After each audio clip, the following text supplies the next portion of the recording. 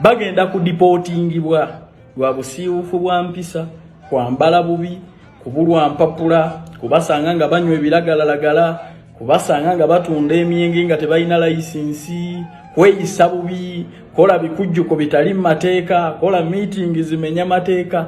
Bano bagombeddwamu obwala mu ggwanga lya Turkey. Story yabadde etya? Waliwo omuvubuka awo yeyita president wa Nuupu oba bwali yaddirira Lumbuye Turkey. Tewali measure yonna yakolebwa wa Nuupu. Ne Lumbuye lwasama asirise banne bali makomera batikkibwa kudda wano.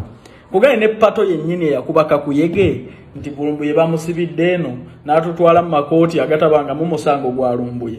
Ali mukomela babakutte oluvannyuma lw'okutegeka booti kuluzi ne bakola effujjo pitirivu okwepiica ne kubanga okwepiica kunywa biragalalagala okwambala obubi bayodde 250 biddizibwa wano Uganda kati kambawo story. Waliwo omuvubuka bamuyita Nzaraiti yeyita pulezidenti wa Nuupu mu ggwanga lya Turkey ng'ayita Abannayuganda nga bwe nabagamba nti buli ali mu Nuupu mubbi buli omu musolooza. Mu kuyita Abannayuganda ng'abayita babadde ng'Abannayuganda 3+ ng'abagamba mujje tulina boat cruise ne meeting biki tulabe bwe tujjako mu 7 nga tuyita mu mazzi mu kweyagalamu. Munnaye ng'Abannayuganda bajja abasukka mu 3 around there. Kati bwe bazze oli eryato etwala abantu 7 tujja kugwa mu mazzi tufiirwe obulamu bwaffe mufune eryato eddala oba twesotinge.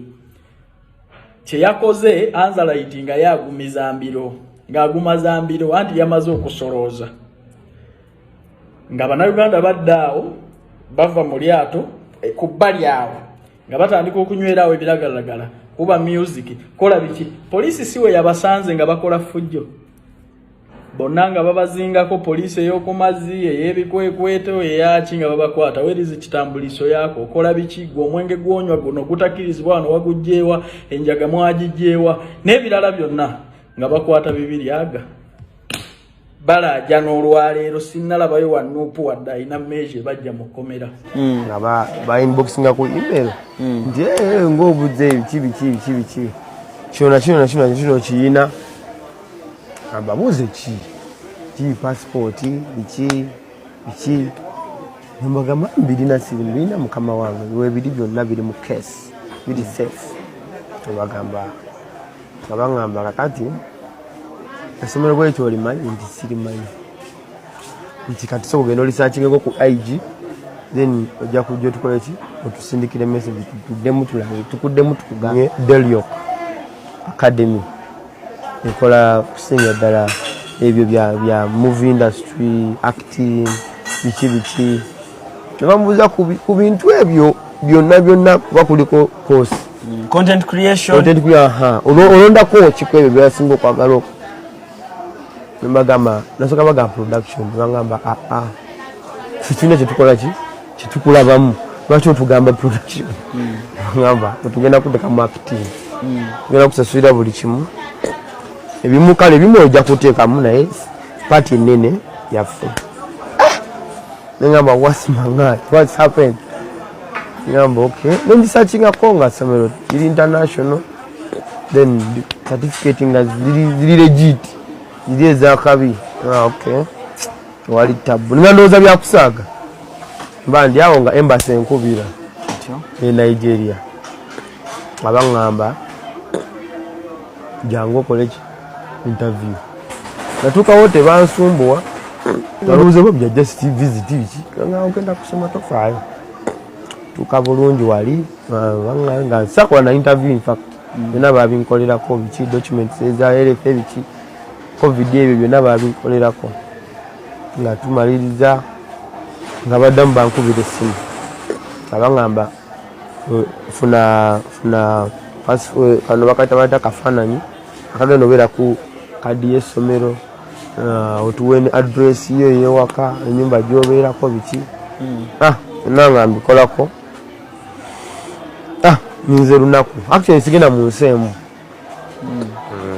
nvako Niger tugendako Cameroon.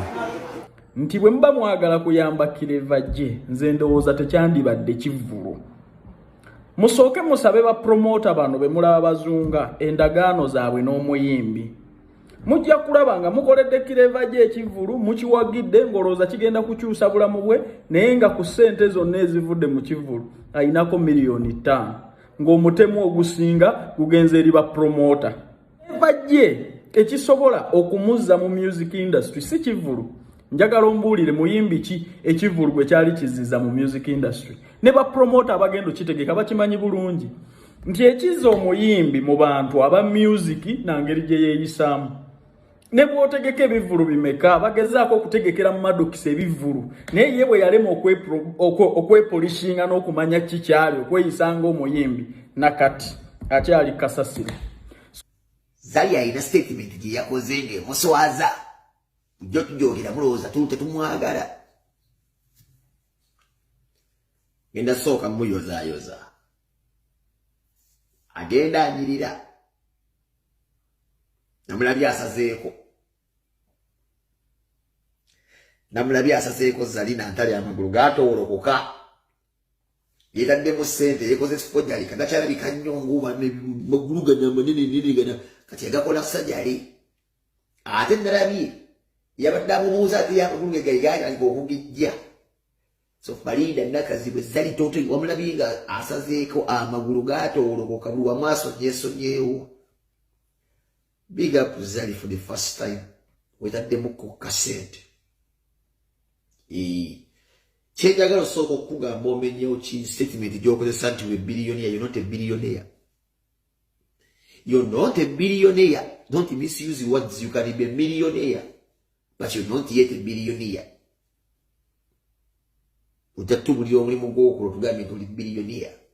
From day one, I have believed I'm going to be a rich girl.